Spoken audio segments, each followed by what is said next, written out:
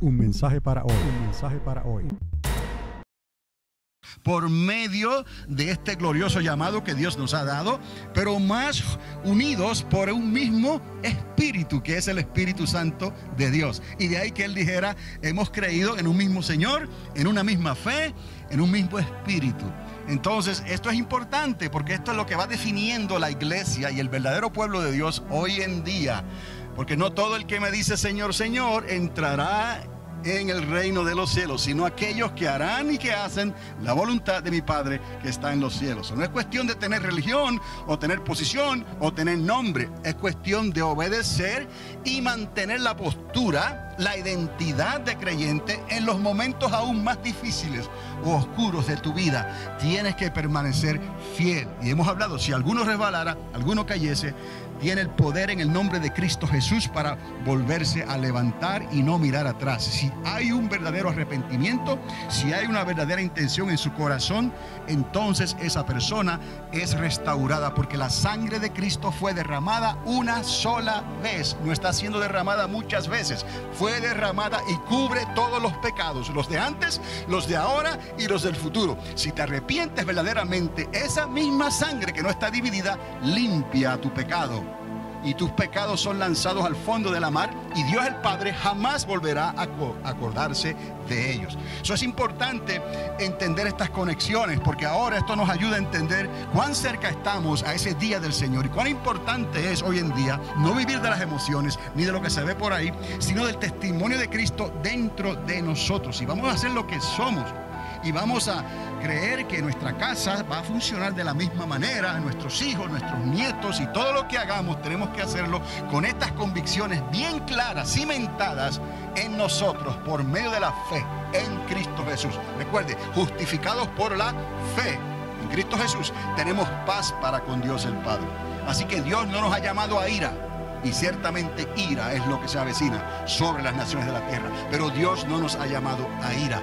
Pero nos recuerda que no es de los que han comenzado esta carrera, sino de los que la terminemos. Así que hay que proseguir hacia adelante sabiendo que estos días son malos y que el amor de muchos se está enfriando porque se ha multiplicado la maldad. Entonces, hay algo más que quiero leerles aquí en el capítulo 3 de esa misma carta. No es mucho, es unos versículos que va con lo que hemos estado hablando. Vaya conmigo ahí mismo, pase una página, capítulo 3.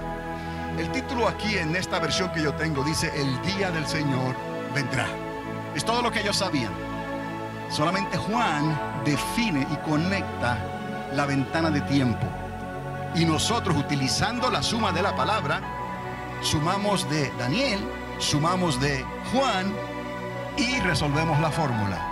Nadie sabe el día ni la hora, pero sí se nos muestran los tiempos en que estamos viviendo. Amados, dice Pedro, esta es la segunda carta que os escribo, y en ambas despierto con exhortación vuestro limpio entendimiento, para que tengáis memoria de las palabras que antes han sido dichas por los santos profetas, y del mandamiento del Señor y Salvador dado por vuestros apóstoles, sabiendo primero esto, que en los postreros días vendrán burladores, andando según sus propias concupiscencias. Recuerden, a lo malo llaman bueno y a lo bueno llaman malo.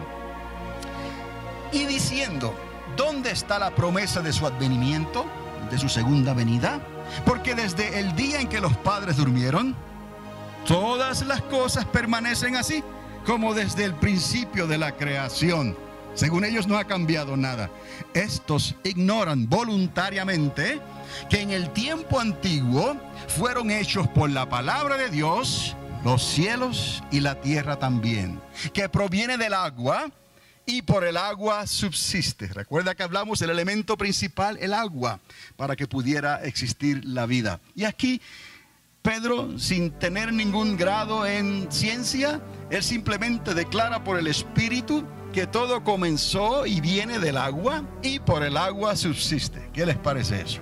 Por lo cual el mundo de entonces pereció anegado en agua, el diluvio en los días de Noé. Pero los cielos y la tierra que existen hoy están ¿qué? Reservados por la misma palabra, guardados para el fuego en el día del juicio y de la perdición de los hombres impíos. Mas, oh amados, hay que entender esto, que Dios hizo un pacto con Noé para no destruir la tierra con agua, pero no dijo nada del fuego. Entonces son dos elementos básicos que Dios utiliza, elementos que Dios creó también de los atributos de Dios. Elementos, usted y yo sabemos que la materia, el agua, usted la puede hacer vapor, usted la puede hacer líquida, usted la puede hacer hielo, pero no puede destruir esas moléculas de agua. Simplemente cambian y van cambiando de estado. Entonces, Pedro aquí está hablando de cómo estas cosas van a ocurrir. Los cielos serán conmovidos, la tierra será conmovida, el fuego hará estragos aquí con esta creación que conocemos por causa de la perdición de los hombres impíos. Pero en el verso 8 dice más: oh amados, no ignoréis esto, que con el Señor un día es como 1000 años y 1000 años como un día.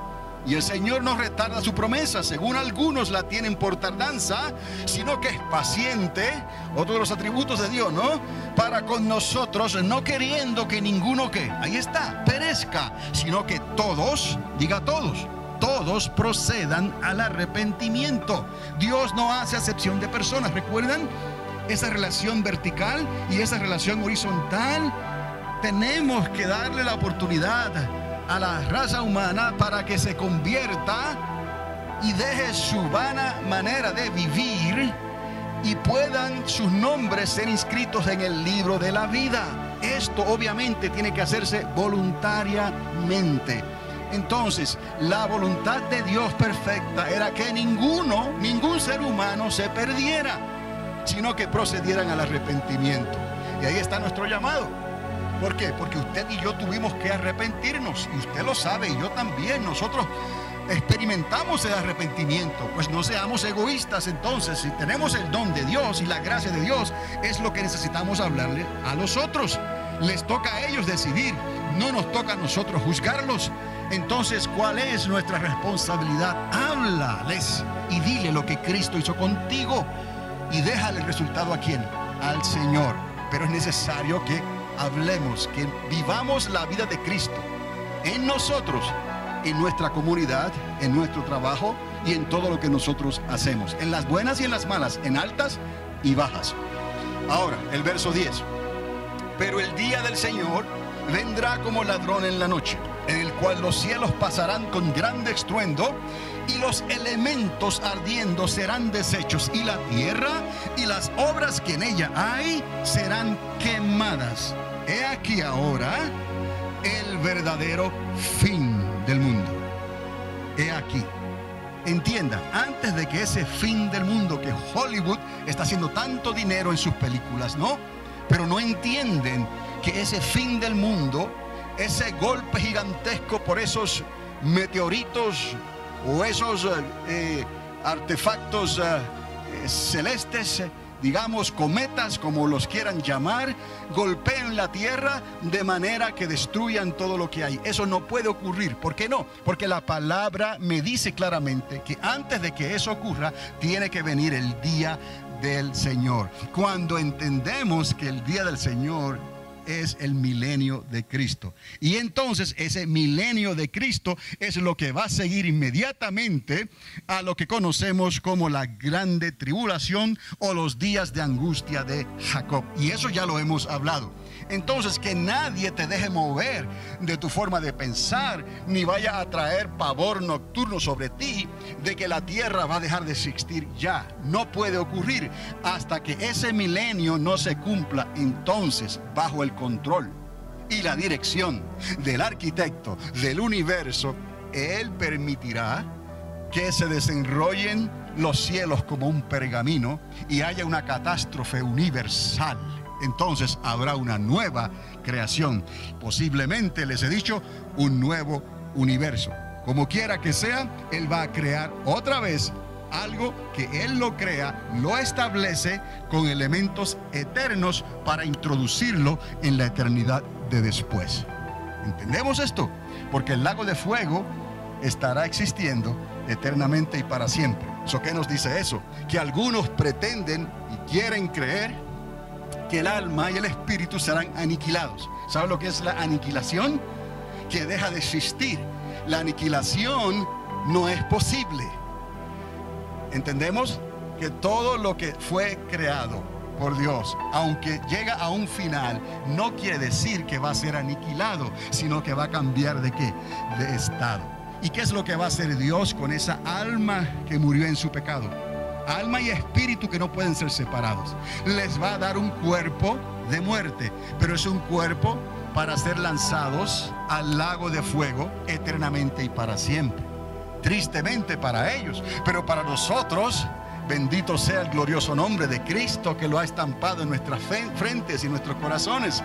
Oh, sí, ¿por qué? Porque Cristo nos dará entonces un cuerpo glorificado para estar con Él eternamente y para siempre, ahí en esa eternidad de después. Entonces vemos como Dios, en realidad, Él tiene todo arreglado y preparado, y en su justicia Dios ha sabido recompensar cada cual como merece. Recuerde, todos tendremos que estar delante de Dios, o delante del tribunal de Cristo nosotros, o cuando los libros sean abiertos al final del milenio. Entonces no habrá excusa, todos tendrán que decir y contestar delante del Padre cuando esos libros sean abiertos, y serán juzgados conforme a sus obras. Nadie tendrá excusa. Era importante decirles estas cosas porque ahí se menciona el día del Señor, y Pedro lo menciona como una grande destrucción que va a ocurrir, y nosotros entendemos entonces que esa destrucción no puede ser al principio del milenio, tendrá que ser ¿cuándo? Al final del milenio. ¿Por qué? Porque lo hemos podido comprobar con el mismo libro de Apocalipsis y con los libros del profeta Daniel y con otros libros proféticos en el Antiguo Testamento. O sea que no tiene que cundir el pánico. Sea notorio que el reino de Cristo, el día del Señor, tiene que establecerse primero, porque la palabra declara que al final de su reino Él le entregará su reino ¿a quién? Al Padre, y entonces los libros serán ¿qué? Abiertos. Esto nos deja completamente claros en el entendimiento de que el mundo no se puede destruir todavía, que tiene que venir el día del Señor, el milenio de Cristo. Entonces, esto nos tiene que servir a nosotros también, hermanos, porque hay mucha gente allá afuera que cuando comienzan a suceder estas cosas, estas tragedias de la noche a la mañana, y no hay explicación para lo que está ocurriendo, muchos se van a refugiar de que el mundo se va a acabar ya. Y no es así. Ellos necesitan arrepentirse, ellos necesitan conocer la verdad, y esa verdad los hará libres y los va a preparar para lo que viene. Entonces, el apóstol Pedro comienza con que había personas que estaban diciendo, no viene. Están diciendo que el Señor viene, Maranata, viene Cristo viene, y no ha pasado nada. Dicen ellos, aún desde los días de nuestros padres, no ha pasado nada en la creación. ¿Estamos entendiendo? ¿Ves? Porque eso estaba reservado para este tiempo. Pero nosotros íbamos a entender, como dice Daniel, los entendidos resplandecerán. A nosotros no nos tomará por sorpresa como ladrón. Dice, estad preparados, ergíos, vuestra redención se acerca, que no os sorprenda como ladrón, dice la palabra. ¿A quién va a sorprender como ladrón? A los incrédulos, a los que no tomaron a Dios en serio, a los que estaban quizás en un tiempo calientes con el Señor y se dejaron poner tibios. Por haberse multiplicado la maldad, el amor de muchos se enfriaría. Entonces, hay algo que Dios advierte también, que va con la pregunta que se está haciendo, y es que por cuanto no creyeron la verdad, Dios permitiría que espíritus de error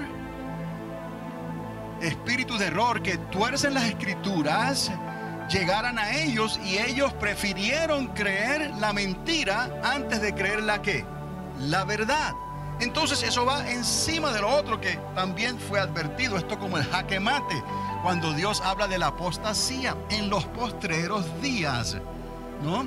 El hombre de pecado, el inicuo, se manifestará, pero antes de que estas cosas ocurran, la apostasía será rampante. ¿Qué es la apostasía? pueblo que se conocía como pueblo de Dios, y de ahí abandonaron el pacto, abandonaron el evangelio, abandonaron la fe. O también establecieron sectas, diferentes grupos y cultos que se apartaron de la verdad o añadieron cosas a la palabra, y eso los califica como herejes no solamente, sino como apóstatas, porque hablan de Cristo, hablan de Dios, hablan de los profetas, hablan de tantas cosas que son familiares para nosotros, pero niegan el efecto de ellas. No pueden decir que Cristo es el Hijo de Dios. Pueden decir que Cristo es otra cosa, pero no el Hijo de Dios, ¿no? No pueden decir que la Biblia está completa, que no hay que añadirle otro comentario, otro libro dado por quien sea. Pues esos son señales de apostasía que vendrían en los tiempos finales. Esto se va añadiendo una cosa con la otra, y nos damos cuenta entonces que ciertamente estamos viviendo el cumplimiento de esas palabras proféticas. El amor de muchos se enfriaría, y el mundo trataría, no el mundo, porque el mundo no puede trabajar por sí mismo en esa manera, ¿no?